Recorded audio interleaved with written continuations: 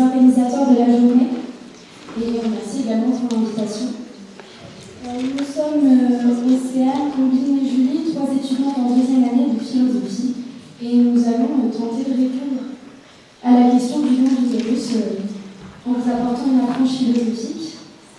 Avant de commencer, on tient à préciser que nous ne reviendrons pas sur les risques pour les deux donneuses et pour la receveuse, puisqu'ils ont été plusieurs fois explicités et je pense qu'ils sont clairs pour tous à présent.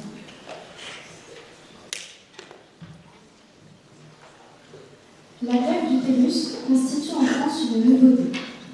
Si une première greffe a eu lieu en 2019, montrant ainsi la faisabilité de cette greffe, il n'en reste pas moins qu'elle est loin encore aujourd'hui d'être courante. La greffe d'utérus en elle-même soulève déjà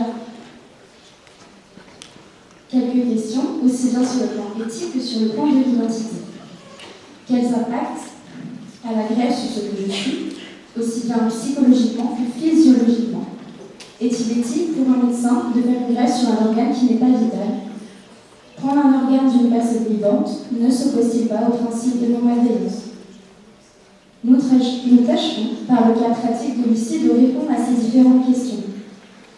Cela nous amènera ainsi, dans un premier temps, à examiner les enjeux et les conséquences sur l'identité du donneur et du receveur.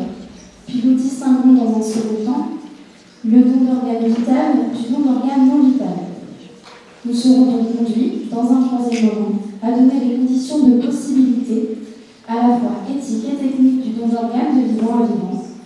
Enfin, dans un quatrième moment, nous rendrons compte du choix entre les deux donatrices, Amélie la mère et Emma la sœur. Pour commencer, abordons les questions que soulève le don d'organes sur la notion d'identité, notamment sur les différentes conséquences qu'il pourrait y avoir sur l'identité d'Emma et d'Amélie, les potentielles donneuses, et Lucie, la receveuse. Le don d'organes repose sur la mise en relation de deux personnes, de fait, l'une perdant par le don qu'elle effectue une partie de son corps, l'organe, et une autre recevant l'organe étranger en elle. Ce lourd changement corporel peut alors entraîner des modifications sur l'identité des individus, c'est-à-dire des modifications au sein du rapport qu'ils entretiennent eux-mêmes avec leur corps. Michel Fellous, anthropologue chargé de recherche au CNRS, dans son article « Soi-même est un autre, l'identité paradoxale du greffé », considère deux identités distinctes, l'identité psychologique d'une part et l'identité biologique d'autre part. En ce qui concerne le donneur, il est indéniable de constater un impact sur l'identité biologique, puisque le don a enlevé une partie indissociable du tout qui constitue le corps. Des conséquences sur l'identité psychologique sont également notables, car cela peut impacter la représentation mentale que l'on se fait de son corps. Pour ce qui est du receveur, son corps fait face à une identité étrangère, marquée notamment par les risques de rejet du greffon par le système immunitaire, le corps faisant face à une identité biologique autre. La séparation qu'il faisait avant la greffe entre son corps et celui d'autrui est maintenant moins distincte parce qu'il a maintenant la présence de l'organe de l'autre en lui. L'assimilation totale de l'identité biologique de l'organe étranger par le corps n'étant pas possible, il n'en va pas nécessairement de même pour l'identité psychologique qui peut très bien réussir à s'adapter à ce changement corporel.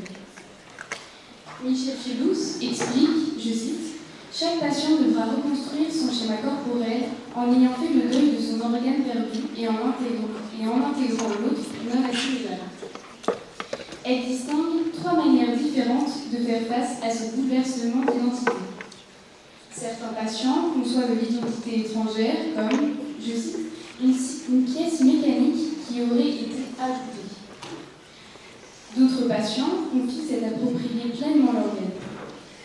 Mais la majorité des greffés témoignent que l'organe est à la fois à eux et pas à eux. Cela nous montre finalement qu'il n'y a pas qu'une manière de vivre ce don d'organe pour un receveur et qu'il y a bien un réel impact sur l'identité des sujets concernés, qu'elle soit biologique ou psychologique. Dans le cas de Lucie, envisager le don d'un membre de sa famille biologique ne modifierait en rien les conséquences sur son identité biologique, puisqu'il n'y a pas de différence avérée entre le fait de recevoir un greffon d'un donneur inconnu ou d'un donneur proche. Ce qui est important dans tous les cas, c'est la compatibilité génétique. En revanche, pour ce qui est des conséquences sur son identité psychologique, recevoir l'organe d'un proche au lieu d'un inconnu impacte le processus post-greffe. Autrement dit, si Lucie entretient une bonne relation avec Amélie ou Emma, elle ne vivra que mieux le don. Et inversement, si elles entretiennent des relations plus conflictuelles. Et la relation avec ces dernières sera aussi prise en compte lors du choix de Lucie. Un psychanalyste pourrait voir dans ce cas une forme d'inceste symbolique. En effet, si l'enfant naît par l'utérus de sa grand-mère ou de sa tante, cela pourrait induire quelque chose de semblable à de l'inceste. Cependant, pouvons-nous vraiment considérer l'utérus de la grand-mère comme une forme de son identité ? Prenons un exemple célèbre de John Locke, philosophe anglais du XVIIIe siècle. Si je place toute mon identité dans mon petit doigt et que l'on venait à me le couper, mon identité serait-elle contenue uniquement dans ce petit doigt ? Tout comme pour voir une relation incestueuse symbolique, on place l'identité d'Emma ou d'Amélie dans leur utérus. Selon Locke, notre identité propre se construit sur la conscience de nos sensations. Or, ce n'est plus ni Emma ni Amélie qui ressentent les sensations de l'utérus, comme des douleurs par exemple. Donc si nous voulons retirer une partie du corps, celle-ci ne participe plus à la conscience du corps et donc à l'identité de la personne. Aussi, il n'y a pas de forme de relation incestueuse en tant que l'utérus d'Amélie ou d'Emma ne sont plus leur propriété, puisqu'elles ne sont plus porteuses de sensations reliées à leur corps et donc ne participent plus à leur identité. Après avoir abordé l'ensemble des enjeux relatifs à l'identité biologique et personnelle de la carte organe du vivant à vivant, et spécifiquement le don d'utérus, nous allons maintenant nous concentrer sur une autre particularité de notre cas. Ce n'est pas une opération d'urgence vitale. En effet, Lucie n'est pas dans un seuil critique, dans un état grave qui procédait à l'opération des greffes prolongea sa vie. L'état de santé physique de Lucie n'est pas non plus contraignant, mais douloureuse dans sa vie quotidienne. Cependant, nous pouvons facilement imaginer que si Lucie et Benjamin fournissent tant d'efforts envers cette procédure de don, c'est bien que cette incapacité à emporter, naturellement, se traduirait par une souffrance psychologique sur le long terme. Mais si cette souffrance n'était pas présente, et c'est ainsi dans la description du cas, qu'est-ce qui justifierait la médecine à s'occuper de ce cas médical ? De fait, seule l'impossibilité de traiter naturellement, confrontée au désir de le faire, pose souci dans la vie de Lucie et de son conjoint.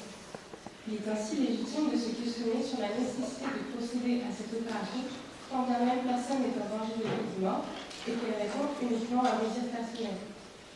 La médecine, depuis ses origines et serment d'Hippocrate, a pour but d'apaiser la douleur, d'éliminer la maladie et les souffrances.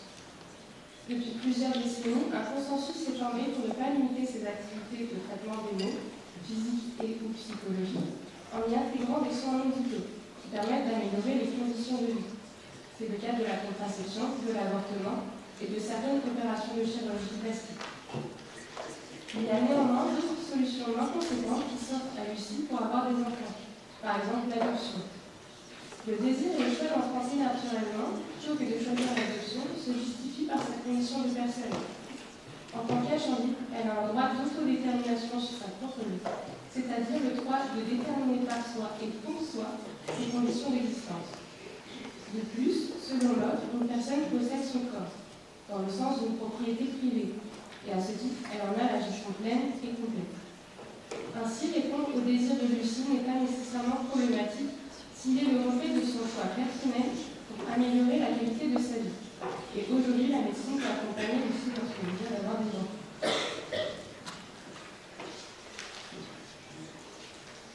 Nous avons relevé la spécificité de la greffe d'utérus en tant qu'acte non vital. Cela nous mène désormais à préciser les conditions de possibilité, à la fois éthiques et techniques, du don d'organes de vivant à vivant. Le principe du don d'organes de son vivant est désormais possible en France sous certaines conditions. Si nous ne sommes pas dans le cadre d'un don anonyme, il est important que le donneur soit une personne proche du receveur, comme un parent, un conjoint ou un ami intime. Dans notre cas, ce principe de liaison est respecté, et dans la mesure où Amélie et Emma sont informées des risques qu'elles pourraient prendre et des conditions de leur don, rien n'empêche. Elles doivent avoir conscience que leur don est irréversible et se préparer à une longue convalescence. Nous devons également rappeler que la donneuse doit être en excellente santé afin de limiter les différents risques post-opératoires. Ces nombreux risques nous demandent de nous interroger sur le don d'organes lui-même. D'abord, pourquoi ne pas envisager une greffe post-mortem? Bien que cela ait déjà fonctionné, il semble que la greffe post-mortem présente plus de risques, sans compter que trouver une donneuse compatible peut être plus difficile. Ensuite, le don en lui-même ne pose-t-il pas atteinte à la dignité humaine? Pour comprendre cette idée, nous empruntons le terme de dignité humaine à Emmanuel Kant, qui le définit comme un respect absolu, universel et inaliénable envers soi-même et envers son corps. L'homme n'est pas une chose, pas un objet que l'on puisse traiter comme un moyen.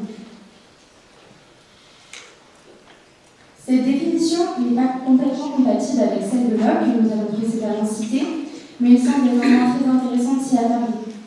Des commentateurs de Kant se sont posés cette même question, et il semble que nous puissions adoucir l'intransigeance kantienne, dans la mesure où le don parfait n'existe pas.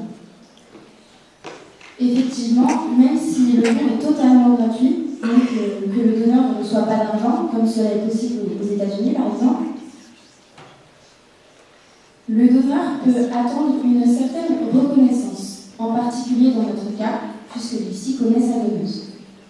Le sociologue Marcel Mauss, dans son essai sur le don, développe la théorie selon laquelle chacun des rapports, interactions et relations sociales est strictement régi par le concept de don et de contre-don.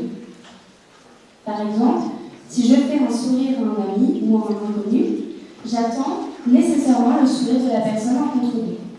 Le sociologue précise que si le donneur ne reçoit pas le retour qu'il impose dès lors qu'il donne, alors cela pourra entraîner une guerre privée ou publique.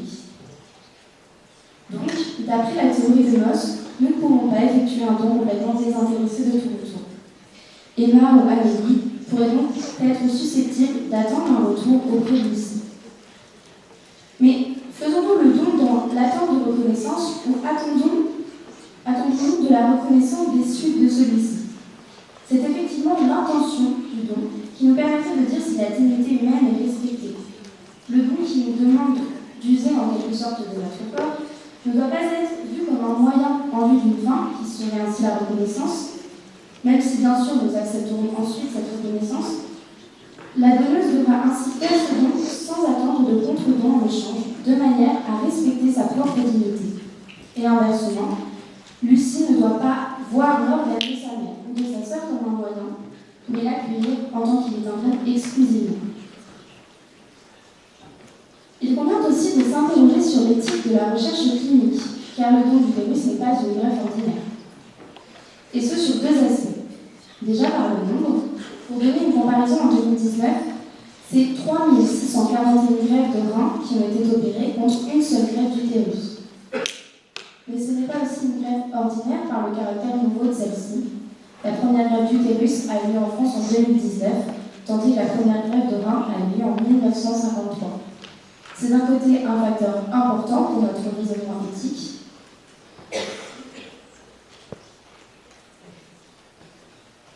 La greffe d'utérus semble s'inscrire encore dans le cadre de la recherche clinique plutôt que dans une forme pleinement établie. Il y a donc un risque supplémentaire pour l'opération. Et d'un autre côté, cela rend plus difficile le raisonnement éthique en tant qu'il y a plus de place de transgresser le principe de non-malveillance.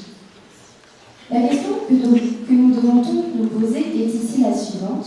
Le consentement libre et volontaire du receveur et du donneur donne-t-il pleinement le droit au médecin d'accomplir son acte médical? Déjà, nous devons ajouter la condition que ce consentement du patient doit être de surcroît éclairé. Et quand bien même le donneur et le receveur seront suffisamment bien informés pour faire ce choix éclairé, il ne s'ensuit pas nécessairement que l'acte soit éthique. Les conditions par lesquelles un individu fait quelque chose à un autre ne sont pas remplies par ce simple consentement. À partir du moment où nous considérons que nous sommes des agents libres et moraux autonomes, nous pouvons aussi nous tromper. Et pourrait très bien imaginer être maltraitée, pour de l'argent par exemple, ou pour aider un de ses proches. De la même manière, puisque nous sommes des agents libres, il faut que le médecin ait une raison suffisante de croire que ses actions seront appropriées. C'est pourquoi, comme l'ont expliqué les étudiants de médecine et de droit, les patients, aussi bien que le médecin, sont encadrés par un grand nombre de critères sélectifs.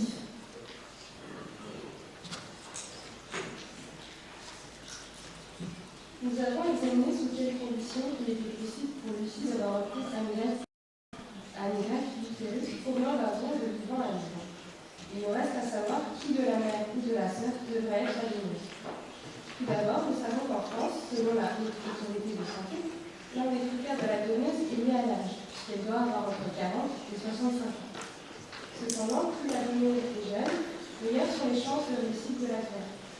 Ainsi, le critère de l'âge repose sur des conditions éthiques et non sur la santé physique de la donneuse. Or, si la greffe d'utérus est plus sûre parce que la donneuse est jeune, il n'est pourtant pas évident que ce soit la décision qui est d'accord le plus grand nombre. Certains pourraient avancer qu'il est préférable que la mère soit la donneuse, puisqu'elle a déjà eu 2 enfants, son désir d'enfanter en a déjà été assouvi. Il pourrait aussi être reproché à Emma, la sœur de Lucie, d'être trop jeune puisqu'elle n'a que 21 ans, et que bien qu'elle ait explicitement dit qu'elle ne voulait pas avoir d'enfant elle-même, elle pourrait changer d'avis. Et c'est en effet une des caractéristiques fondamentales de l'identité personnelle. Elle n'est pas figée. Nous ne considérons pas qu'un enfant qui a grandi et qui est maintenant un adulte comme étant une personne différente. L'identité propre se confère tout en admettant des changements, soit sur le plan physique, en grandissant, par des dons et des périodes, soit sur le plan psychologique, nos facultés intellectuelles se développent et nos convictions peuvent également évoluer. Néanmoins, ce principe s'applique aux 2 donneuses. C'est impossible de paraître plus évident chez Emma, puisqu'elle est jeune et qu'elle n'a pas d'enfant. Il pourrait également être présent chez Amélie. Par exemple, elle pourrait, après avoir passé plus de temps en relation avec Olivier, vouloir avoir des enfants avec lui. Il s'agit ici pour les 2 donneuses, Emma et Amélie, de se projeter sur les conséquences possibles de leurs dons respectifs sur leur vie future, et par ailleurs de voir à quel point leur décision est détachée d'influences extérieures, familiales ou d'attentes sociales vis-à-vis de celles-ci. En effet, le donneur devant être un parent ou un proche, peut soulever des interrogations. La mère pourrait-elle se sentir responsable de la condition physique de sa fille et donc plus ou moins contrainte de lui faire don de son utérus? Peut-il y avoir risque d'interférence familiale quant au vécu et à l'éducation de l'enfant? Autrement dit, la donneuse pourrait-elle considérer avoir une quelconque légitimité dans l'éducation de l'enfant? Certains pourraient penser qu'Emma est trop jeune pour connaître et apprécier l'entièreté des conséquences de son choix. Elle peut néanmoins en prendre connaissance à travers des témoignages, par exemple, ce qui lui permet de réfléchir pour elle-même et par elle-même sur sa propre vie. De plus, les différents entretiens et délais alloués à l'évaluation de ce consentement par les médecins et les physiologues sont également là pour l'aider à avancer dans ce processus. Aussi, en considérant uniquement des raisonnements éthiques, rien ne justifie une tranche d'âge spécifique pour un don d'organe. Le facteur déterminant sera l'intégrité et l'ampleur du consentement des données. Il faut pouvoir évaluer leur processus de réflexion personnelle, qui, pour pouvoir aboutir à un consentement libre et éclairé, doit questionner les influences familiales, les conséquences dans leur vie personnelle, leurs attentes et leurs motivations. Si leurs consentements sont bien fondés et égaux en ces termes, accordons-nous pour dire que le choix de la donneuse doit se porter sur celle il y a le plus de chances de réussir. Au terme de notre exposé, nous avons donc répondu aux interrogations successives que posait le cas de Lucie. Nous avons d'abord montré comment la greffe d'utérus pouvait s'inscrire dans la continuité de l'identité personnelle, puis nous avons évoqué les différentes spécificités de cette greffe, son caractère médical, le prélèvement de l'utérus sur une personne vivante et le fait qu'elle s'inscrive dans l'éthique de la recherche clinique. Enfin, nous avons montré qu'il n'y avait aucune raison éthique valable pour décréter une quelconque préférence entre la mère de Lucie ou sa sœur. De ce fait, puisque d'un point de vue éthique, rien ne nous permet de pencher vers l'une ou l'autre, Emma devrait être la donneuse. En effet, dans la mesure où son choix est éclairé, qu'elle connaît les potentiels risques de ce don, qu'elle a conscience du caractère irréversible de ce vernis et que de surcroît elle est prête, dans la mesure où cela se présenterait à assumer un potentiel regret, elle est la candidate idéale. Elle est plus jeune et les chances de réussite sont ainsi plus grandes. Donc notre conclusion va dans le sens d'une révision de la loi afin que Emma puisse être la donneuse.